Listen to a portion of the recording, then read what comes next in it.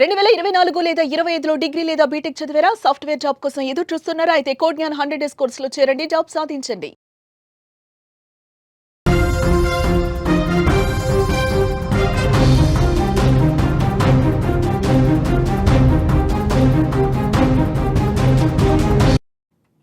ఇప్పుడు ఎక్కడ చూసినా ప్రపంచంలో చాలా దేశాల్లో అశాంతి రాజ్యమేలుతోంది.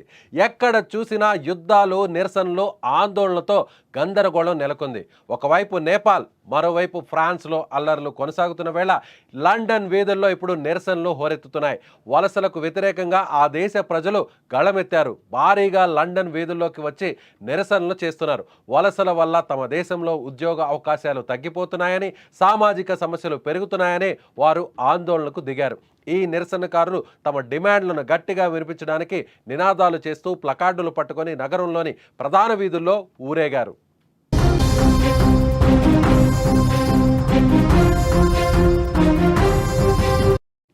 యాంటీ ఇమిగ్రేషన్ కార్యకర్త టామీ రాబిన్సన్ ఆధ్వర్యంలో యునైటెడ్ ది కింగ్డమ్ పేరిట జరిగిన ఈ ర్యాలీలో సుమారు 1,00,000 మందికి పైగా పాల్గొన్నారు. యూకేలో ఇప్పటి వరకు జరిగిన అతిపెద్ద నిరసన ప్రదర్శనలో ఇదొకటిగా నిలిచింది. ఈ సందర్భంగా పోలీసులు నిరసనకారుల మధ్య తోపులాటలు చోటు చేసుకున్నాయి. నిరసనకారులను అదుపులోకి తీసుకునే సమయంలో పోలీసులపై వాటర్ బాటిళ్లు, రాళ్లు, ఇతర వస్తువులతో దాడులు జరిగాయి. ఈ దాడుల నేపథ్యంలో పోలీసులు 26 మందిని అరెస్టు చేశారు.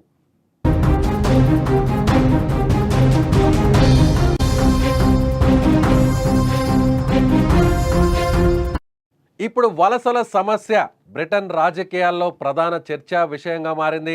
రిఫార్మ్ యూకే తదితర పార్టీలకు ఇది కీలక ఎజెండాగా ఉండగా రాబిన్సన్ ఈ సమస్యను మరింతగా ప్రాచుర్యంలోకి తెస్తూ ర్యాలీలు నిర్వహిస్తున్నారని విమర్శలు ఉన్నాయి. టామీ రాబిన్సన్కు బిలియనీర్ ఎలన్ మస్క్ వంటి ప్రముఖుల మద్దతు ఉందనే వార్తలు కూడా వినిపిస్తున్నాయి.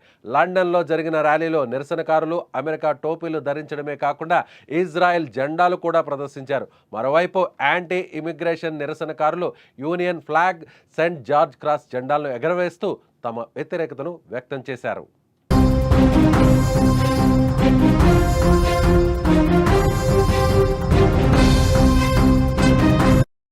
ఒకవైపు వలసలకు వ్యతిరేకంగా లక్షలాది మంది రోడ్డెక్కగా, మరోవైపు జాతీయ అహంకారాన్ని ఖండిస్తూ స్టాండ్ అప్ టు రేజిజం అనే నినాదంతో మరో ర్యాలీ జరిగింది. స్టాండ్ అప్ టు రేసిజం అనే సంస్థ నాయకత్వంలో జాతీయ అహంకారానికి వ్యతిరేకంగా 5,000 మంది ప్రజలు ర్యాలీలో పాల్గొన్నారు.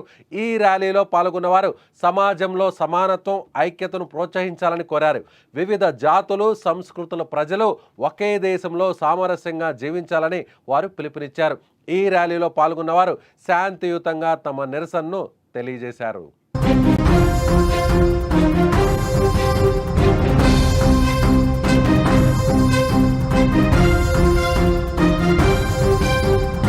సుమన్ టీవీలో మీ పర్సనల్ అండ్ బిజినెస్ ప్రమోషన్స్ కోసం కింది నెంబర్కి కాంటాక్ట్ చేయండి.